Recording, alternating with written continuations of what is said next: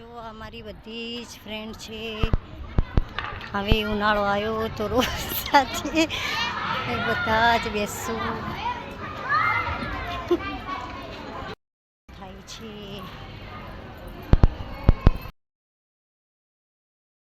મિત્રો કેમ છો? સવારના 6 વાગ્યા છે. મારા મિની બ્લોગમાં તમારું સ્વાગત છે. આજે પણ હમણાં તો રોજ લેટ થઈ જાય છે.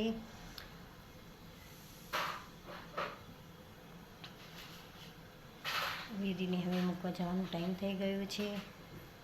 એનો ડબ્બો પેક કરે છે.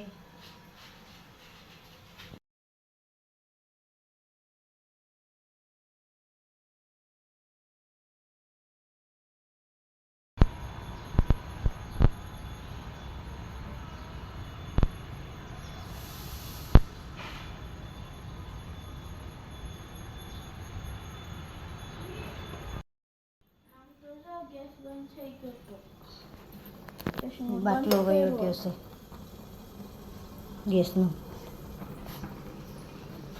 ફ્રેન્ડ્સ, ગેસનો બાટલો પણ વયો ગયો છે. ચેન્જ કરવો પડશે, પછી મળીએ.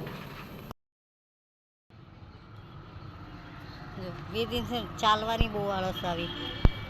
રોજ બેસી જ જાય. એને કેવું પડે ઊભી થા, તું ચાલ. બસનો વેઇટ કરી છે વેદીના. આજ તો લેટ છે બસ.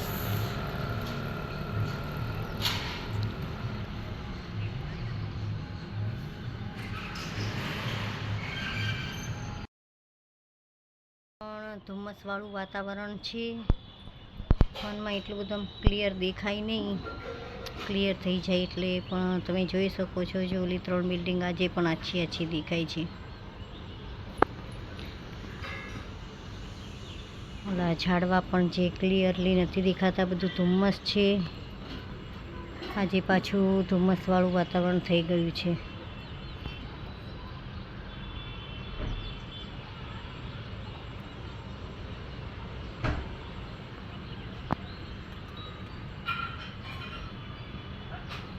જોઈ શકો છો તમે ધુમ્મસવાળું વાતાવરણ.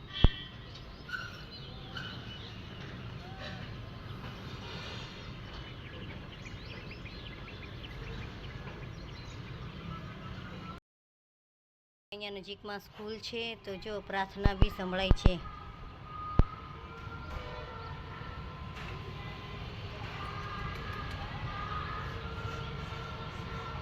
તું નહીં આવી એમાં.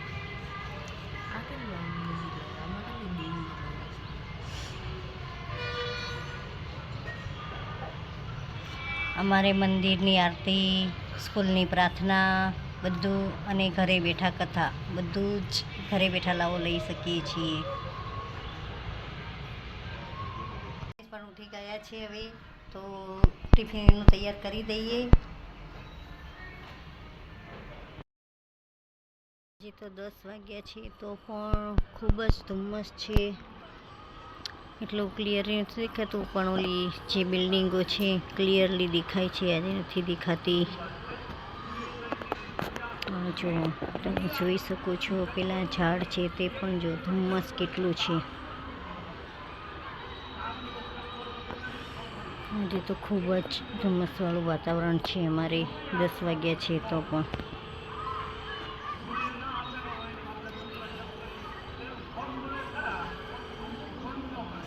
જોઈ શકો છો, અહીંયા આ બાજુ પણ ધુમ્મસ દેખાશે.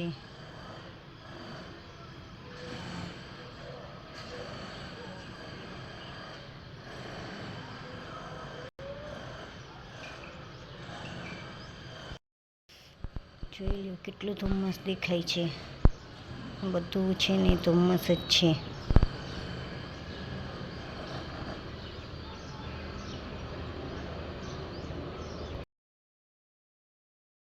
સસ્તું શાક લેવા જવાનું છે. જો આ વેફરના બટેકા વેચે છે. આખા બટેકા બહુ સરસ મળે છે.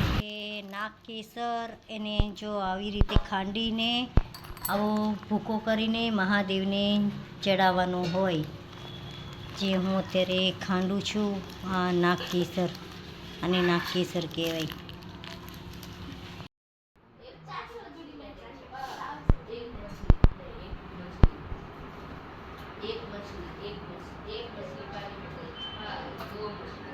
એની પણ આજે આટલું જ છે. વિડીયો ગમ્યો હોય તો લાઈક કરજો, કોમેન્ટ કરજો, શેર કરજો અને સબસ્ક્રાઈબ કરજો. જય સ્વામિનારાયણ.